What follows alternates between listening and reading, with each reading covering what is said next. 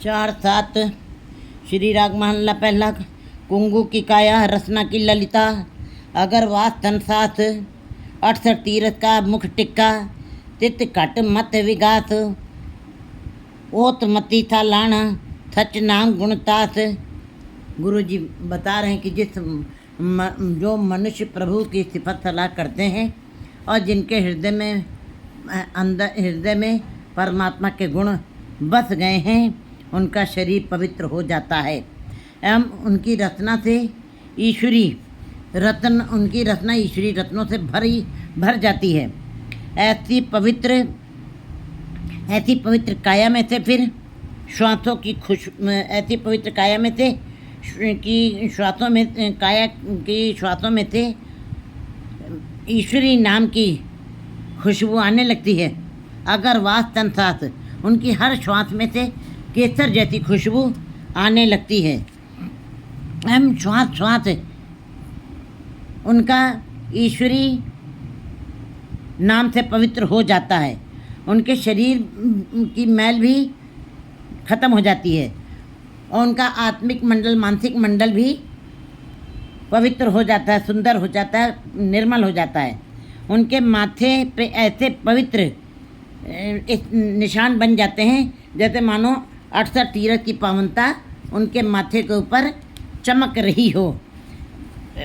ऐसे शरीरों को फिर बाहरी दिखावे की ज़रूरत नहीं रह जाती है। जप तप, दान पुण्य या तीर्थ से स्नान करने की ज़रूरत नहीं रह जाती। वे तो खुद ही पवित्र हुए हैं, वे खुद ही निर्मल हो गए हैं। बाबा होर मती होर ये तो वेर कमाइए कूड़ा जोर। लेकिन दूसरी तरफ गुरु जी बता रहे हैं ऐसे भी जीव जो संसारिक हैं, जो मायाधारी हैं, जिनको संसार के पदार्थों से ही प्रीत है, वो केवल परमात्मा से मम्मा मांगन हार याना, देन हार दे रहो सुजाना। वो केवल परमात्मा के दर पे आके मांगने की ही बात करते हैं। आशाओं, कामनाओं और तृष्णाओं के बीच में ही रह जाते हैं। उनके मन में परमात्मा के नाम की इच्छा नहीं बन पाती है। वो और वो कभी भी तृप्त नहीं होते हैं। फिर ऐसे जीव जे 100 वेर कमाइए, ऐसे जीव चाहे 100 बार भी अगर जो सोचे कि हम लोग पवित्र हो जाएं, उनके अंदर से मैल ही निकलेगी। उनके अंदर कभी पावन नहीं होंगे। कूड़ा जोर, क्योंकि वो कूड़े के साथ लगे हैं, झूठ के साथ लगे हैं, नाशवान वस्तुओं के साथ उन्होंने प्रीत की है। माया की जकड़ पकड़ में ही, संसारिक पदार्थों में ही वो रह गए हैं। इसलिए कूड़ा जोर उन्होंने झूठ को जोड़ दिया है और झूठ ही संचय किया है। ऐसे जीव जो हैं एक बार नहीं 100 बार भी अगर जो सोचे तो पवित्रता नहीं हासिल कर सकते हैं। राव पूज लगे पी राखिए, सब मिले संसार। कहते हैं कुछ लोग अपने को पुजवाने लगते हैं, थोड़ा सा नाम आ गया, थोड़ी सी शक्ति आ गई तो वे संसार में अपना हुक्म चलाने लगते हैं, लोगों को अपने चरणों से छुआने लगते हैं और अपने को श्रेष्ठ मानते, सिरमौर मानते हैं। वो ईश्वर को भी पीछे कर देते हैं, वो अपने को सिरमौर मानने लगते हैं। पूज लगे पीर आके और अपने को पीर कहलाने की बात करते हैं। सब मिले संसार, और ऐसी इच्छा उनके अंदर ज़्यादा हो जाती है असीमित कि वो संसार में सब चीज़ों को पाने की इच्छा अंदर बनाए रहते हैं और अपना नाम ही कमाना चाहते हैं। होवे सिद्ध सुमार, और रिद्धियों सिद्धियों के मालिक बन के अपने को उच्चता दर्शाना चाहते हैं। लेकिन गुरु जी बता रहे हैं कि जा पत लेखे ना पोए सब पूछ ख्वार।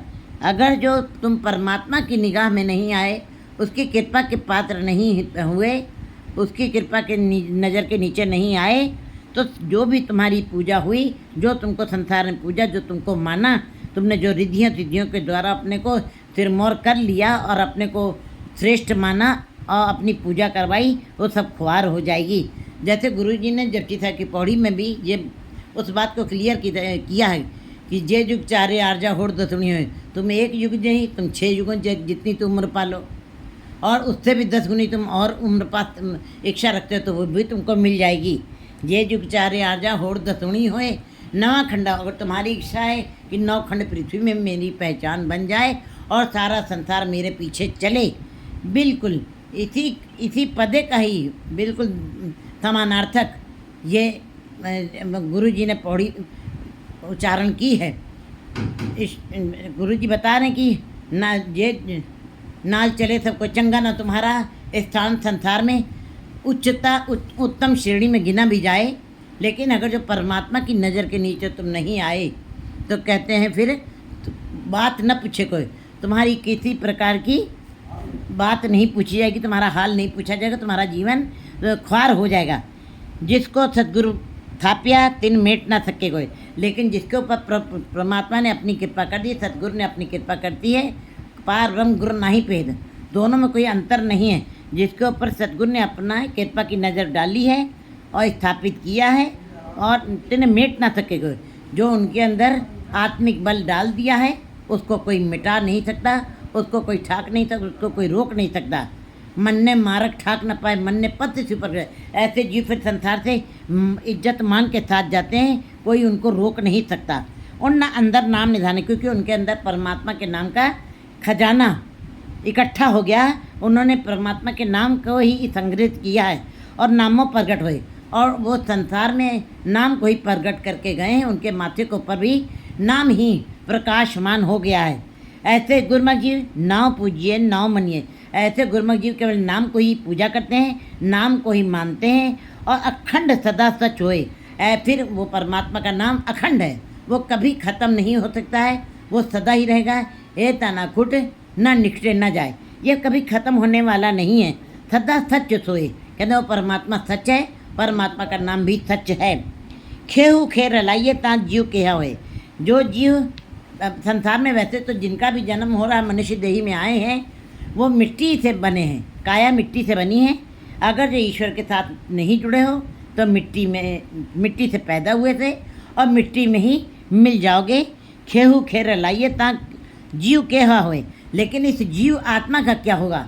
तुम तो मिट्टी थे और मिट्टी में मिल के चले गए, तुम्हारी हस्ती उतनी ही थी, लेकिन जो जीव आत्मा जो परमात्मा का स्वरूप है, मन तू ज्योत स्वरूप है, अपना मूल पहचान है, जो आत्मा परमात्मा का स्वरूप है, उसका क्या होगा? उसका क्या होगा? जलियाँ सर सियान पार, जैसे जीव संसार से चला जाता है, सारी चतुराइयाँ, सारी उपाधियाँ और सारे पद खत्म हो जाते हैं और सारी समझदारी इंसान की ख़त्म हो जाती है। उठी चलिया रोए, क्योंकि इंद्रियां सब फेल हो जाती हैं और तुम खाली हाथ चले जाते हो, रोते हुए चले जाते हो, दुखों को भोगते हुए जाते हो और खाली चले गए जीवन व्यर्थ में गवा के। जो सुलझे कर कहा, जैसे तूने घर में कहुआ को कुछ भी प्राप्त नहीं होता है, इसी प्रकार तुम संसार में पदार्थों में ही रह के चले गए और हाथ खाली चले गए। तुम सूने घर में रह के चले गए। नानक नाम विसारिए दर गया क्या हुए। गुरु नानक देव जी कहते हैं जो जीव परमात्मा के नाम को विसार देते हैं, विस्मृत कर देते हैं, भुला देते हैं, उनका परमात्मा की दरगाह में क्या हल होगा ये तो फिर वही जाने, क्योंकि कर्मी कर्मी हो विचार, सच्चा आप सच्चा दरबार। हर कर्म का हिसाब हो रहा है और कहते हैं वो कर्म तुम्हारे करना लिख ले जाओ, तुम्हारे कर्म लिखे जा रहे हैं, एक एक श्वास लिखी जा रही है। इसलिए हे जीव बड़े सावधान हो जाओ, जो भी कार्य करो शुभ या अशुभ बड़े सोच समझ के करने हैं, क्योंकि जैसे कर्म करोगे वैसा ही तुमको फल परमात्मा की दरगाह में भोगना पड़ेगा और परमात्मा का नाम ही फल है। अगर जो शुभ कर्म किए हैं, ईश्वर के नाम को संग्रहित किया है, तुम्हारा परमात्मा के दरबार में तुमको परमात्मा के नाम का फल माने ब्रह्मा आनंद, सदा के लिए आनंद मिलेगा, नहीं तो जीवन व्यर्थ है।